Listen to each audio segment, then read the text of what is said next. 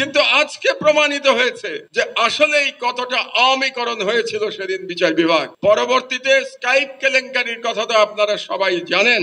আপনাদেরকে একটা মনে করিয়ে দিই, বাংলাদেশের মিডিয়ার ইতিহাসে, এখানে আপনারা সবাই প্রবীণ সম্পাদক সাংবাদিকরা বসে আছেন, মিডিয়ার ইতিহাসে আমাকে একটা নজির দেখান ইনভেস্টিগেটিভ জার্নালিজমের ইতিহাসে স্কাইপ কেলেঙ্কারির থেকে বড় কোনো ইনভেস্টিগেটিভ জার্নালিজম আজ পর্যন্ত হয়েছে কিনা। অবিশ্বাস্য এক ইনভেস্টিগেটিভ জার্নালিজমের উদাহরণ ছিল স্কাইপ কেলেঙ্কারি বের করা, প্রকাশ করা।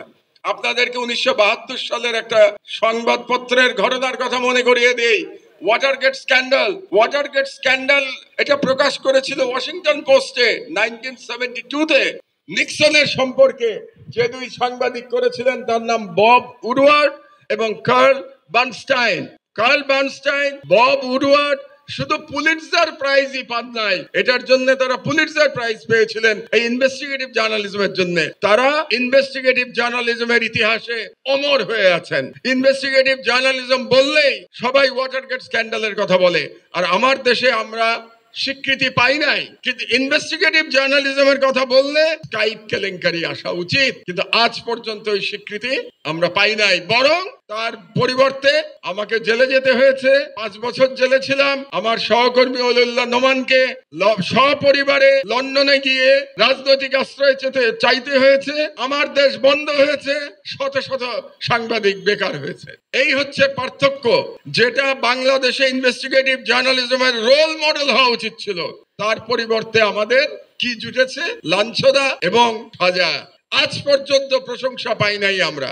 এমনকি জাতীয়তাবাদী এবং ইসলামপন্থী ঘরানার সাংবাদিকদের মধ্যেও এটা নিয়ে কোনো আলোচনা নাই যে এটা কত বড় ইনভেস্টিগেটিভ জার্নালিজমের উদাহরণ। ওই ঘটনার পরে এই স্কাইপ কেলেঙ্কারির জন্য যে বিচারপতি দায়ী ছিলেন সেই নিজামুল হক নাসিম, এটা আপনাদের জন্য লজ্জার কথা।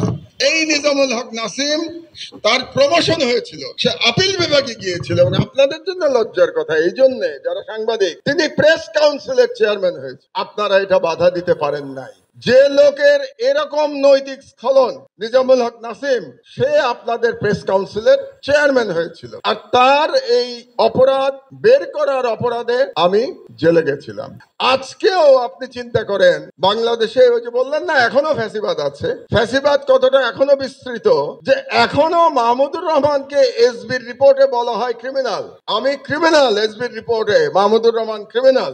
আর নিজামুল হক নাসিম বিশিষ্ট ব্যক্তি আপনাদের দেশে। নিজামুল হক নাসিমের জেলে থাকা উচিত, সে ঘুরে বেড়াচ্ছে। নিজামুল হক নাসিমের তো এতক্ষণে অ্যারেস্ট হওয়া উচিত, গ্রেপ্তার হওয়া উচিত ছিল নিজামুল হক নাসিম। কারণ একজন বিচারপতি এরকম অনৈতিক কাজ করতে পারে না, যেটা স্কাইপ কেলেঙ্কারিতে আমরা প্রমাণ করেছিলাম। আর একটা মজার জিনিস আপনাদেরকে দেখাই, এটা একটা কাগজ, এটা কিন্তু বেশ ভাইরাল হোয়াটসঅ্যাপে। এটা হচ্ছে মোহাম্মদ মহিউদ্দিন আহমেদ, সে হলো বিশেষ পুলিশ সুপার সিআইডি যশোর। তো সে তার প্রমোশনের জন্য একটা কাগজ তৈরি করেছে।